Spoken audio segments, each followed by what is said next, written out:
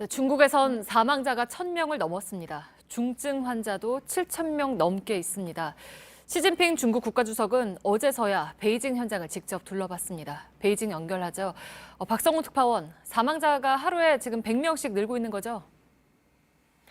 네, 오늘 우리 교민을 태운 3차 전세기가 출발하는 우한과 후베이성 일대에선 그야말로 매일매일 곡소리가 끊이지 않고 있는데요. 신종 코로나 바이러스 감염 첫 사망자가 나온 게 지난달 11일인데 오늘로 정확히 한 달 만에 사망자가 1,000명을 넘어 1,017명이 됐습니다. 네, 사망자가 나온 지역 분포도 좀 볼까요? 주목할 건 하루 평균 100명의 사망자 중 96명이 우한과 후베이성 일대에서 발생하고 있다는 점입니다. 누적으로는 우한만 748명, 우한을 제외한 후베이성에서 226명이 숨졌습니다. 오늘 후베이성 위생당국 당서기도 해임됐습니다. 수도 베이징의 사망자도 1명 늘어서 3명째입니다. 네, 근데 지금 중국은 추세가 좋아지고 있다 이렇게 얘기를 하고 있다면서요? 신규 확진자 수가 하루 4,000명 선에서 2,500명 선으로 줄고 있는 건 긍정적 신호입니다. 그러나 여전히 하루 평균 수천 명의 확진자가 늘고 있다는 점을 간과해서는 안 됩니다. 게다가 중증 환자만 아직 7,300명 이상 남았습니다. 네, 저희가 앞서서 잠깐 말씀을 드리긴 했지만 시 주석이 뒤늦게 베이징을 둘러봤죠? 네, 시진핑 주석이 현장 시찰에 나섰다는 소식이 어젯밤 늦게 전해졌습니다. 신종 코로나 발병 이후 첫 현장 시찰입니다. 시 주석이 마스크를 쓰고 있는 모습이 이제 공개된 건데요. 화상 통화를 통해 우한 의료진을 격려했고 베이징에서 확진 환자가 가장 많은 차오양구를 방문했습니다. 민심을 다독이기엔 뒤늦은 행보라는 지적이 적지 않습니다. 네, 그리고 마지막으로 베이징은 춘절 연휴 때 떠났던 800만 명가량이 곧 돌아오는 것도 지금 문제인 거잖아요. 네, 그렇습니다. 오늘 베이징은 신종 코로나 공포의 미세먼지 수치까지 최고 285를 기록하면서 도시 전체가 하루 종일 뿌연 상태였습니다. 버스와 열차 등 대중교통은 소독 작업에 들어갔고 심지어 건물 내 엘리베이터까지 일제 소독이 계속되고 있습니다. 기업들은 17일부터 정상 근무에 들어갈 예정인 곳이 많은데요. 베이징에 있는 한국 기업들에 많이 연락을 해봤는데 대부분 공장 방역만 하고 있고 중국 근로자들이 타 지역에서 베이징으로 들어오지 못해서 업무 재개가 불가능한 상태였습니다. 소규모 식당들은 바이러스도 위험하지만 손님이 없어서도 문을 못 열고 있는데 거의 3주 이상 이런 상태여서 경제적 타격도 극심합니다. 네, 베이징에서 박성훈 특파원이 전해드렸습니다. 중국이 정보를 통제하는 걸 놓고도 논란이 커지고 있습니다. 감염병 실태를 고발했던 사람들이 잇따라 실종도 했죠.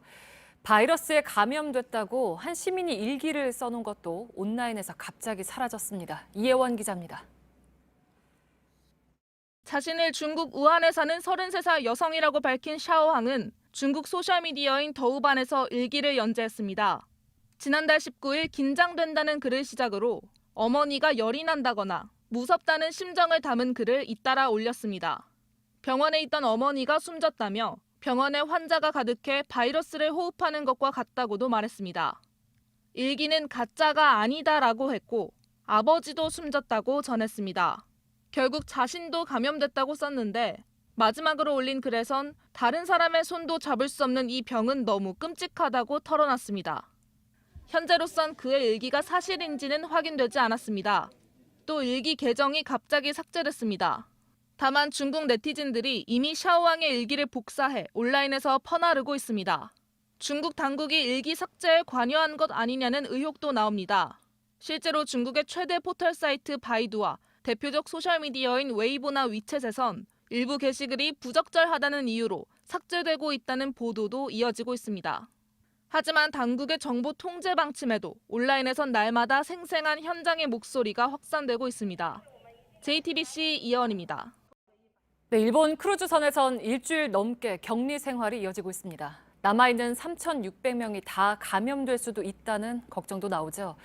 일본 정부가 제대로 대응을 하고 있는 건지가 도마에 올랐습니다. 윤서령 특파원이 보도합니다. 지난 일주일 동안 크루즈선에서 바이러스 검사를 받은 사람은 3,700여 명 가운데 겨우 439명입니다. 일반 병원이나 민간 연구소에 위탁하면 금방 끝날 검사를 정부 연구소에서만 하고 있기 때문입니다. 그 사이 크루즈선 감염자는 135명으로 불어났습니다. 보건당국의 대처도 우왕좌왕하고 있습니다. 후생노동성은 전날 크루즈선 추가 감염자 수를 66명이라고 밝혔다가 2시간 만에 65명으로 수정했습니다. 확진자 신원 파악에도 시간이 걸려 환자 이송에 하루 종일이 걸렸습니다. 승객 중엔 당뇨병이나 고혈압 환자가 많아 선내 격리 기간이 길어지면 감염 위험도 높아집니다. 閉鎖空間で感染が起こり始めていますから、このままだとどんどん広まっていくと思います。下手をすると、このままずっとこの状況だと全員が感染すると思いますよ。 그런데도 일본 정부는 여전히 국내 차단 대책에만 집중하고 있습니다. 私は日本政府の判断ミスがあると思います。いまだに研究所での検査体制に固執しているのは人災と言われても仕方ないと思います。 만에 하나 도쿄올림픽으로 불똥이 튈까 아베 정부가 전전긍긍하는 사이 크루즈선 방역 실패의 위험성은 점점 커지고 있다는 게 이곳 전문가들의 지적입니다. 도쿄에서 JTBC 윤선영입니다. 생산을 멈췄던 국내 자동차 업체들이 오늘부터 몇 군데 공장을 돌리기 시작했습니다. 하지만 여전히 불안해합니다. 중국 부품 공장의 가동률이 너무 낮아서입니다. 중국 현지에선 통근 버스를 지원을 해줘도 직원 10명 가운데 서너 명은 회사에 안 나오고 있습니다. 성화성 기자입니다. 기아차 화성 공장 정문으로 직원들이 탄 통근 버스가 들어갑니다. 부품을 실은 트럭들도 오갑니다. 중국산 배선 부품 와이어링 하니스가 들어오자 하루 만에 공장을 다시 돌린 겁니다. 현대차도 오늘 GV80과 팰리세이드 등을 만드는 울산 이 공장의 문을 나흘 만에 열었습니다. 하지만 아직 현대기아차의 다른 공장은 가동을 못하고 있습니다. 중국에서 부품이 들어오지 않고 있어서입니다. 부품 조달이 늦어지는 건 중국 현지 공장의 가동률이 30%대에 그치기 때문입니다. 한 부품 공장의 경우 신종 코로나 바이러스에 대한 우려 때문에 직원 중 35%가 출근하지 않았습니다. 시내에 있는 직원들은 우리 통근차 16대 가지고 지금 현재 실언을 알리고 있고요. 셔틀 버스는 더 늘렸죠. 하지만 한계가 있습니다. 직원들이 사는 마을 중 외부로의 출입 자체를 막은 곳들이 있기 때문입니다. 시골 마을에서 밖으로 나가는 것 자체를 우리로 말하면 그 촌장들이 지금 못 나가게 막고 있으니까. 업체들은 출근한 직원끼리 감염되는 일이 없도록 위생에 신경을 쓰고 있습니다. 확진자가 나오면 부품 생산을 또다시 멈추고 공장을 닫아야 하기 때문입니다. JTBC 성화선입니다. 신종 코로나 바이러스가 공중 화장실 변기로 전염될 수 있다. 또 소금물로 예방을 할 수 있다. 진짜 그런지 궁금해하시는 분들이 많아서요. 저희 김태형 기자가 한번 알아봤습니다.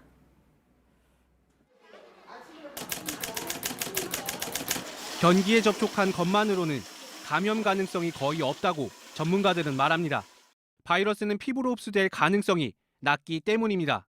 공중 화장실에서 감염된 사례는 아직 없습니다. 다만 바이러스가 묻은 손으로 눈을 비비거나 음식을 먹으면 위험할 수 있습니다. 공중 화장실을 이용한 뒤 손 씻기 같은 위생 수칙을 잘 지켜야 합니다.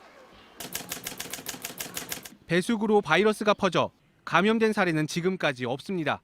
지난 2003년 사스 발병 때 홍콩의 한 아파트 화장실에서 배수구를 통해 바이러스가 퍼졌다는 의문이 나왔습니다. 배설물을 옮기는 파이프라인이 공기 파이프와 이어져 있어 바이러스가 공기 중에 퍼질 수 있다는 겁니다. 하지만 세계보건기구의 조사 결과 사실이 아니었습니다. 세균은 항생제로 치료가 가능하지만 신종 코로나와 같은 바이러스는 항생제로 막을 수가 없습니다. 소금물도 신종 코로나를 예방하거나 치료할 수 있는 근거가 없다고 세계보건기구는 결론을 내렸습니다. 물론 소금물로 입과 목을 헹구면 가래 등을 일시적으로 줄이는 데 도움이 될 수는 있습니다. JTBC 김태형입니다.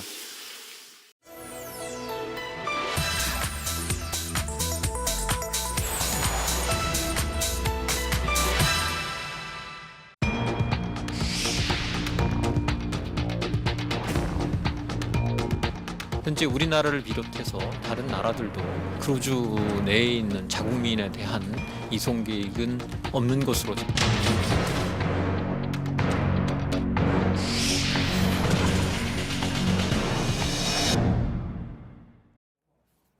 일본에 정박 중인 크루즈선에 갇혀있는 우리 국민 14명 다 데려와야 하는 것 아니냐? 우한 교민들은 3번이나 전 세계로 데려오면서 크루즈에 탄 승객은 왜 안 되냐? 이런 반응 적지 않습니다. 네, 이가혁 기자하고 바로 팩트체크하겠습니다. 정부는 크루즈에 탄 우리 승객들을 이송할 계획이 아직까지 없다라고 밝혔잖아요. 그러면 중국 우한 교민들을 데려온 거랑은 왜 이렇게 다른 겁니까? 근거가 된 규정이나 뭐 절차가 다른 건 없습니다. 네. 해외에서 재난이 발생했을 때 우리 국민을 보호하는 것은 국가의 기본 책무입니다. 영사조력이라고도 하죠. 관련 법령에서 정한 해외 위난에는 대규모 감염병 같은 상황도 포함됩니다. 특히 해당 국가 의료 기능이 마비됐을 때를 매우 급박한 상황으로 봅니다. 영사조력은 여러 단계가 있는데 그중 전세기까지 투입해서 우리 교민을 데려오는 건 매우 강력한 조치입니다. 해외 위난 상황 발생 시 전세기 등 운용 지침, 이 지침에 따른 겁니다. 물론 여기까지는 우리 법적 근거에 따른 우리 정부의 판단이고요. 당연히 이걸 실행에 옮기려면 네. 해당 상대 국가의 동의가 필요합니다. 영사조력은 기본적으로 국제법뿐만 아니라 그 나라의 주권과 법을 지키는 선에서만 허용되기 때문입니다. 우한 교민 이송의 경우 우리 정부가 중국 정부와 합의에 도달해 실행됐습니다. 감염병 때문에 우리 전세기가 투입된 건 이번이 처음입니다. 네. 그러면 크루즈 승객들을 데려오려면 일본 정부하고 협의를 해야 되는 거죠? 네, 그렇습니다. 일단 이 문제의 크루즈는요, 일본 앞바다에 있기 때문에 일본 정부 관할입니다. 국제보건규칙에 따르면 각국은 유엔 헌장과 국제법 원칙에 따라서 자국의 보건 정책을 시행할 수 있습니다. 즉, 이 배와 관련된 검역 조치는 일본 정부가 주권을 갖고 행사하는 거죠. 여기에 함부로 개입할 수는 없습니다. 그래서 우리 정부도 일본 영내에서 진행되는 사안이다 이렇게 밝혔고요. 현재 요코하마에 있는 우리 영사관도 필요한 생필품과 또 의약품 등을 공급하고 수시로 연락을 취하는 선에서 영사조력을 하고 있습니다. 이보다 더 나아간 일본 정부와 이송 관련 협의는 시작하지 않았습니다. 정리하면 양국 정부의 상황 판단이 관건입니다. 일단 오늘 김강립 중앙사고수습본부 부본부장은 현재 일본 당국이 적절한 조치를 취하기 위해서 노력을 하고 있다 이렇게 평가를 했고요. 네. 크루즈에 탄 우리 국민들을 한국으로 이송을 해서 치료하는 것은 지금으로서는 너무 이른 판단이라고 밝혔습니다. 일본 정부의 검역 조치 등 이 상황에 대한 판단이 달라지면 더 적극적인 영사조력 방식을 택할 수도 있습니다. 물론 이 경우에도 최종 실행을 하려면 일본 정부와 협의는 필요합니다. 네, 잘 들었습니다. 팩트체크 이가혁 기자였습니다.